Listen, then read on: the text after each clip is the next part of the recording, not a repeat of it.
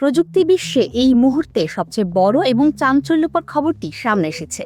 বিশ্বজুড়ে প্রযুক্তির আধিপত্য বিস্তারের যে লড়াই, তাতে মার্কিন যুক্তরাষ্ট্রকে এক বিশাল ধাক্কা দিল চীন। দীর্ঘ 9 বছর পর, অর্থাৎ 2017 সালের পর, এই প্রথম আমেরিকার কাছ থেকে বিশ্বের সবচেয়ে শক্তিশালী এবং দ্রুততম সুপার কম্পিউটারের মুকুট নিজেদের দখলে নিয়েছে বেইজিং।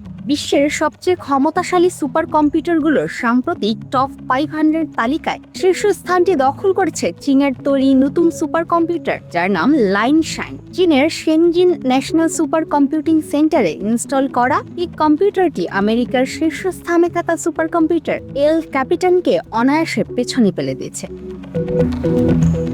গতির দিক থেকে এই লাইনশাইন কতটা শক্তিশালী তা শুনলে আপনি চমকে উঠবেন। এটি 2.198 এক্সাফ্লপস গতিসম্পন্ন। সহজ ভাষায় বলতে গেলে এই সুপার কম্পিউটারটি প্রতি সেকেন্ডে 2 কুইন্টিলিয়ন বা 200 কোটিরও বেশি কোটি গণনা করতে সক্ষম, যা আমেরিকার 2 নম্বর স্থানে নেমে যাওয়া এল ক্যাপিটানের চেয়ে প্রায় 20% বেশি দ্রুতগতি।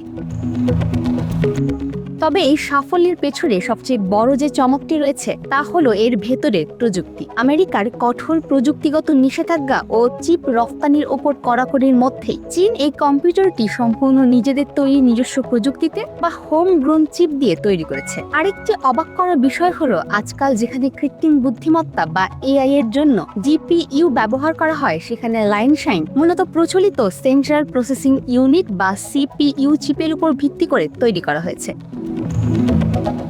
বিশেষজ্ঞরা বলছেন, সুপার কম্পিউটার কেবল গতির লড়াই নয়, বরং একটি দেশের বৈজ্ঞানিক ও সামরিক সক্ষমতার প্রতীক। আবহাওয়ার নিখুঁত পূর্বাভাস, জটিল মহাকাশ গবেষণা, উন্নত মিসাইল টেকনোলজি এবং জীবন রক্ষাকারী ওষুধের গবেষণায় এই সুপার কম্পিউটার ব্যবহার করা হবে।